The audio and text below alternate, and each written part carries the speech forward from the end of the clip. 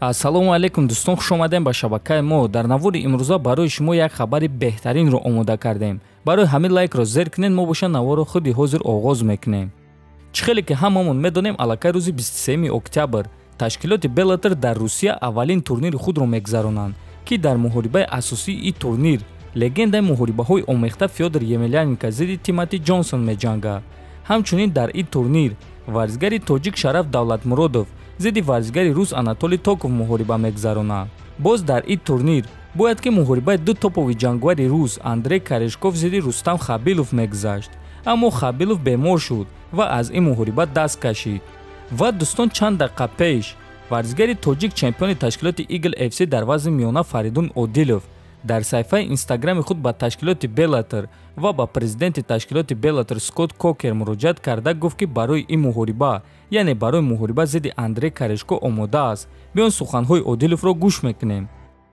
Ассалому алейкум ба ҳама. Чӣ хеле ки аллакай ҳама медонад, муҳорибаи Андрей Корешко дар Bellator зери суол аст, аз сабабе ки рақиби ӯ бемор шуд ва баромад карда наметавонад. Омодаем ки номзади худро ба боварии комил пешниҳод кунам, агар ки ташкилоти Eagle FC ин чизро ба ман иҷозат диҳанд ва албатта ки агар Андрей ин муҳорибаро қабул кунад.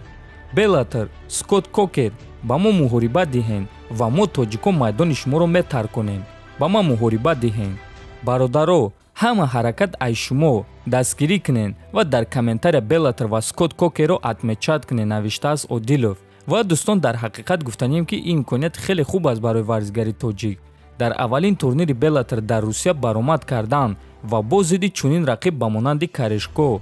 Хотиррасон мекунем ки Андрей Корешко рекорди 24-4 дорад ва ӯ чемпиони пешинаи Bellator аст.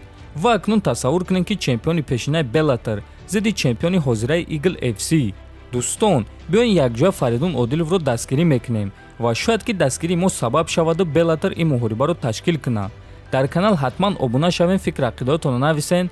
То бозид хонободу сарбаланд бошед.